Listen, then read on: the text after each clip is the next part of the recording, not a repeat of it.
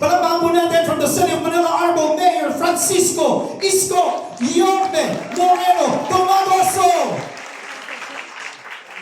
Acknowledge mo muna mamaya ating speech, Mayor. Gusto mo lang masalita? Isa-isay natin. Gusto mo? Diretso mo na? O, diretso natin. Sige, tinawag na kita eh. Yorme, bibless din ako sa'yo.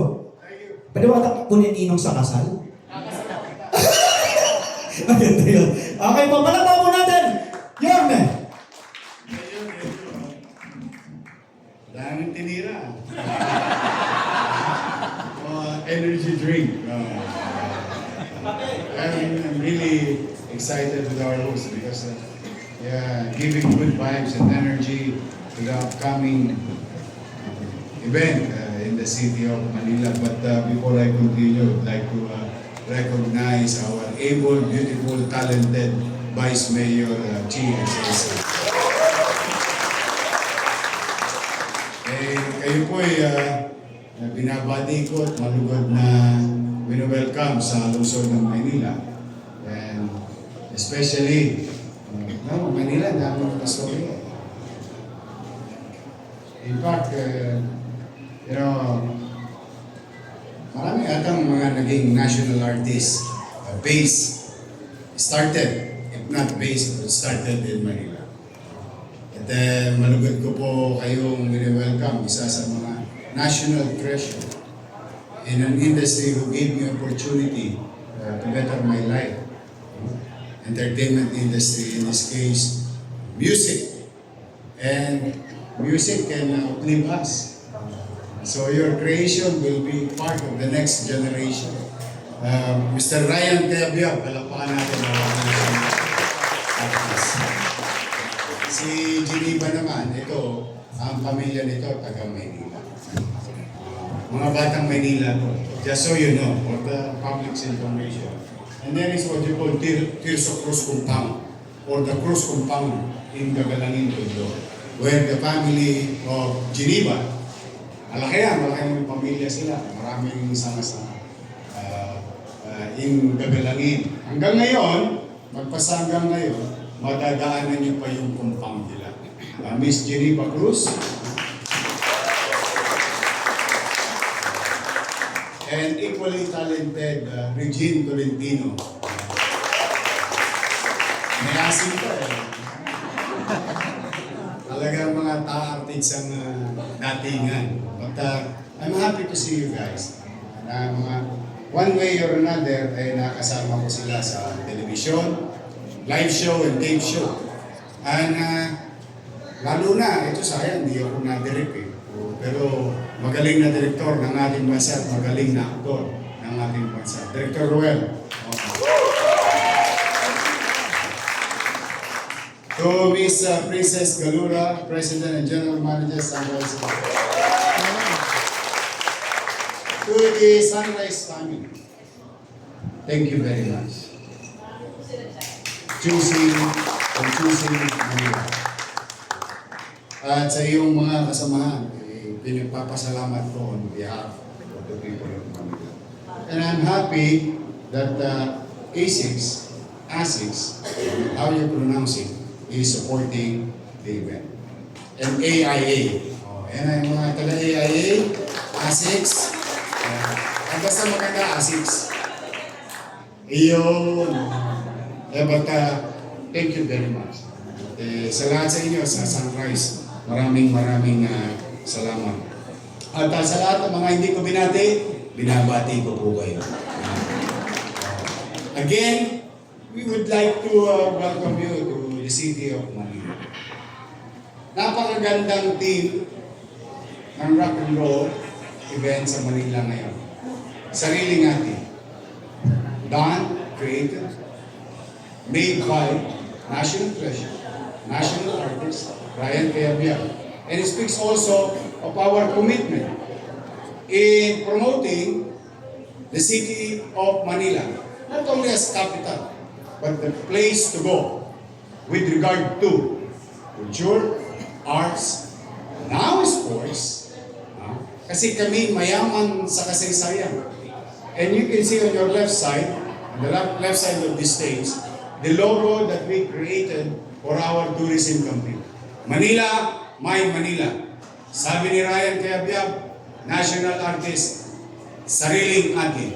Manila, My Manila is created by another national artist, Nick Joaquin, in his book, Manila, My Manila. Why we adapted this? Simply because of your presence today.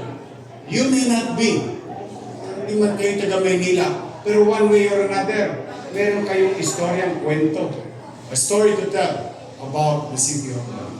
And most, if not all, yung mga taga Metro Manila, iba pang bahagi ng bansa, ay nagtungo sa Manila upang mag-aral. So sila may karanasan, may kwentong Maynila. So that's why we wanted to share. We Manileños, nowadays we just, hindi na namin ito tinatawag na Manila, Manileño kami. No, everyone is Manileño. Because everyone has a story. As you can see in the pictures above me, when you look around, pag yan ay tinignan ninyo, halos yan ay kasaysayan ng buong bansa. And most of it, in that painting of national artist Botong Francisco, did happen in Manila. Kasaysayan ng bansa, kasaysayan ng syudad ng Manila. That's why we would like to share Manila to every John Does and Mary, foreigners and Filipino, fellow Filipinos. Welcome po kayo lagi sa lungsod ng Manila. Ito ay timbulan ng pag-asa. Oportunidad, kultura, tradisyon, at maaaring totoo na ang Maynila ay luma. Pero yan ang kalamangan namin. Sa bawat gusali, katulad na nasabi ng ating host, sa bawat kanto, iskinit at boulevard, highway ng lungsod na ito, may kwentong dala sa bawat tao at sa susunod na henerasyon. Kaya, in our own little way as your city government, kahit kami luma, pinipilit namin itong maging maaliwalas at panata. In fact, about an hour ago, we just posted another milestone with regard to the new policy of the City of Manila sa mga negosyante. We just posted the 3.3 billion worth of new businesses registered in the City of Manila, on top of whatever we have already. So that's 3.3 billion. Imagine if all local government units at 1,600 LGUs in the country doing the same, or at the very least, 200 plus highly urbanized cities like Manila. Diba? Sabihin, kapag nagtulong-tulong tayo, nagsama-sama tayo, and collaborate in the private sectors, ay patuloy na gagaang ang pamumuhay at magbibigay ng oportunidad sa ating mga kababayan. But for now, what we wanted to do is to really give opportunity for our people to work. And one of the driving factor for jobs creation, for growth, is tourism. There is science on it.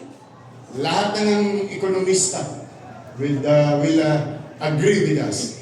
In every tourist that we create, that will visit Manila, domestic or foreign, it creates opportunity or jobs to our fellow Manileños.